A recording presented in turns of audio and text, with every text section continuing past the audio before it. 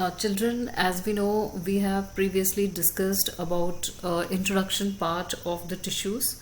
Now, in this presentation, we'll be talking about meristematic tissue and the permanent tissue. Now, in meristematic tissue, we know that the growth of the plants occurs only in certain specific regions, and these regions, specific regions like growing tips or the root tips or the stem, etc. Now, this is because the dividing tissue, which is also known as meristematic tissue, it is located only at these points, and depending on the regions where they are present, meristematic tissue, we know that further classified as apical. It is called as apical, which is responsible for the growing tips of the stems and roots. It also increases the length of the stem and the roots. And second type we have discussed is about the apical meristem, lateral and intercalary. These are the three we have talked about. Now, new cells produced by the meristem are initially like those of meristem itself, but as they grow and mature, they slowly change and they become differentiated as components of other tissue. Now, apical meristem, it is present at the growing tips of the stems and roots and increases the length of the stem and the root. And the girth of the stem or the root increases due to lateral meristem. Now, this stem, it increases in girth, in width you can say.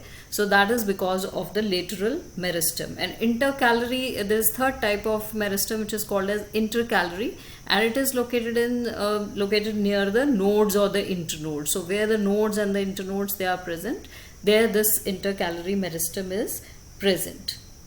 Now, cells of the meristematic tissue are very active. Okay, when we see the internal structure of the cells of these tissues, they are very active. They have dense cytoplasm, thin cellulose walls and prominent nuclei. They lack vacuoles. You know the functions of vacuoles is storage and all. So because these are actively dividing cells, so they do not need to store here the food. So that is why they lack the vacuoles.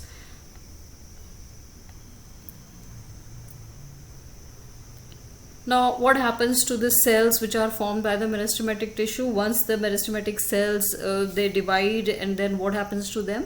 They take up the specific role and they lose the ability to divide, and now they become the permanent tissue. Now, this process of taking up a permanent shape, size and function is called as differentiation, and differentiation leads to the development of various types of permanent tissues. So, meristematic tissue changes into permanent tissues. So once it keeps dividing, all the cells they get stabilized and then they become the permanent tissue. Now, permanent tissue is further of two types, simple and complex. So first we talk about simple permanent tissue. A few layers of cells beneath the epidermis. You know, epidermis is the outermost layer of any tissue in the plant. And it is generally, जो epidermis के cells होते हैं, they are generally simple permanent tissue. And parenchyma is the most common simple permanent tissue. Now, simple, why it is called as simple? Because it is made up of one type of cells only. So when we talk of parenchyma, which is the simplest of all the permanent tissue, it consists of unspecialized cells with thin walls. This is the characteristic feature of simple permanent tissue, that is parenchyma. They are living cells, and they another important feature is they are living. Now, they are usually loosely arranged. These cells are loosely arranged. So when they are loosely arranged, so they have enough spaces in between them, and that is called as the intercellular space that is found especially in this type of tissue, and that is why it generally stores the food for the plant. So parenchyma characteristics we have just talked about here. So that is just below the epidermis, mainly this tissue is present. Now, parenchyma also gets specialized. Now, this is the layer of parenchymatous tissue. When we see it under the microscope, it looks like that. These are the cells with intercellular spaces and thin walls they have. Now, parenchyma changes itself according to the function it is performing. Now, parenchyma in some situations, it contains chlorophyll. You know what is chlorophyll? It is a pigment that is present in the chloroplast for the performing photosynthesis. So when it possesses chlorophyll to perform photosynthesis, then it is called as chlorenchyma. And in aquatic plants which are living in water or underwater, so they have to survive in water, so they have air cavities present in them. Air cavities are actually the large air spaces somewhat like this, so which helps to keep them afloat, and such type of parenchyma tissue is known as aerenchyma.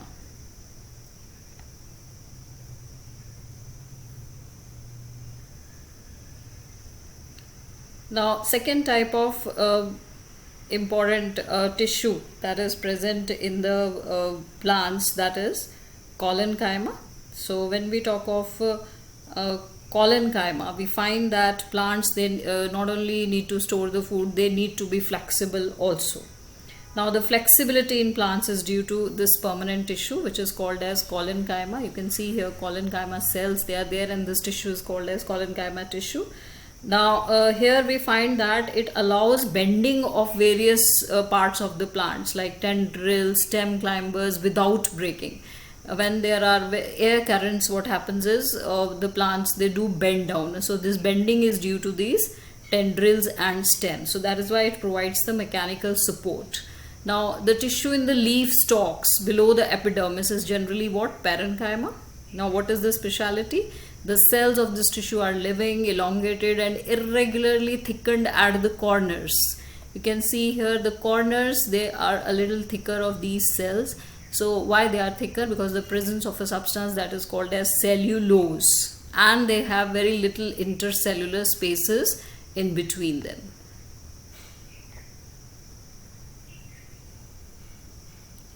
Now another type of permanent tissue is sclerenchyma. Now in sclerenchyma, you can see these are the types of the cells where present when you see it under the microscope.